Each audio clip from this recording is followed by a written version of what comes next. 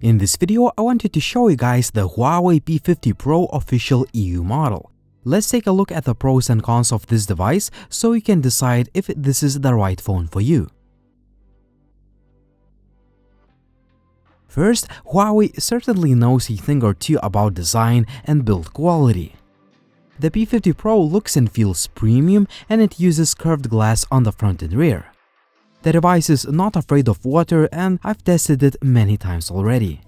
In the hand, the mobile feels really nice, mainly because of its narrow footprint and, of course, premium build. A 6.6-inch OLED display is beautiful to look at, and the overall quality of it is among the very best I've seen. It's 120Hz, it is sharp, it's got good contrast, and it's bright enough for sunny weather. Flip the phone to the back and you'll find this geometric dual matrix camera layout that houses a really powerful quad camera system that's made in collaboration with Leica. On the front, we have a 13-megapixel shooter. I'll talk more about cameras in just a bit. Other key features include a really good sounding dual speaker system, a hybrid dual SIM and a memory card slot, and a fast and reliable under-the-display fingerprint reader. The Huawei P50 Pro uses a Snapdragon 888, which is not the latest chipset, but it still offers a flagship-grade performance. However, this is a 4G-based processor, so keep that in mind if you are already on the 5G route. The Snapdragon 888 still has a lot of processing power for you to play pretty much any games, and the phone feels very fast when it comes to the basic everyday tasks, but here's the catch. The P50 Pro is advertised as running on EMUI 12 in Europe and Harmony OS 2.0 in China. So EMUI 12 is based on Android 11 and has no Google services. Instead, the EMUI 12 relies on Huawei's Pedal Search and Pedal Maps, Huawei's own services as part of HMS Core, and last but definitely not least, the App Gallery App Store. First, the good. As it has become usual over the years, EMUI is loaded with features and customization options so you can tweak your phone in a variety of ways. The bad, you need to use certain workarounds to get some of the apps. App Gallery has integrated Pedal Search and it shows results from other app repositories like APK Pure and APK Monk. It can also download the app and install it, no need to install their dedicated apps. You can install, of course, more app stores like APK Pure or Aptoide or even Amazon's App Store. This way, you can download apps like Facebook and Google Chrome, plenty of games and Office apps. You can install pretty much any APK file, but those relying on Google services won't run. If that's a deal breaker, it's up to you, and it depends on how much you rely on Google services.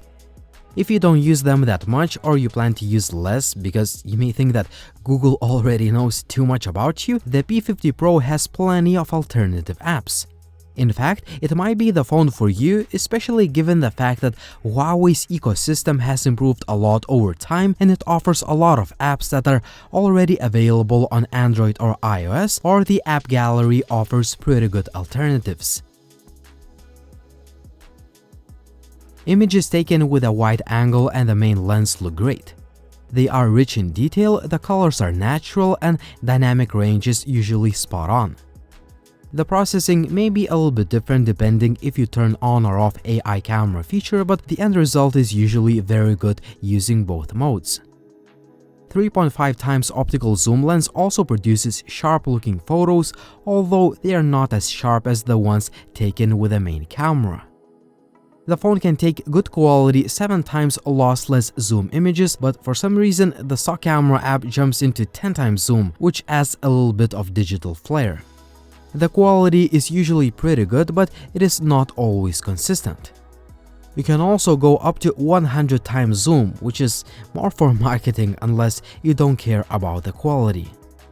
I found portraits to look really nice with good edge detection, and if you are into black and white photography, the P50 Pro might be the best phone for you.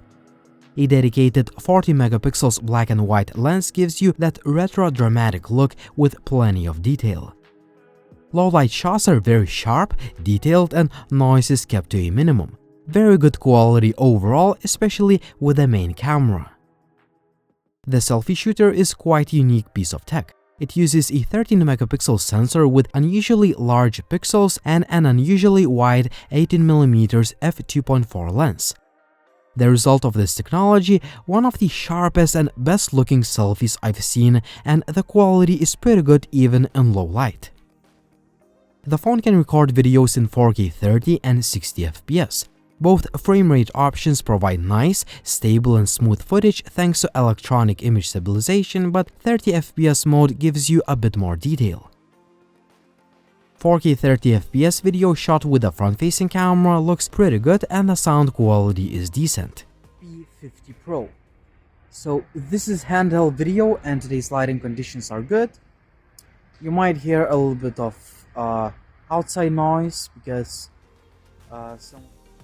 When it comes to battery, the phone ships with a 4360 mAh unit, and the supplied 66-watt charger can refill the battery in just about 50 minutes.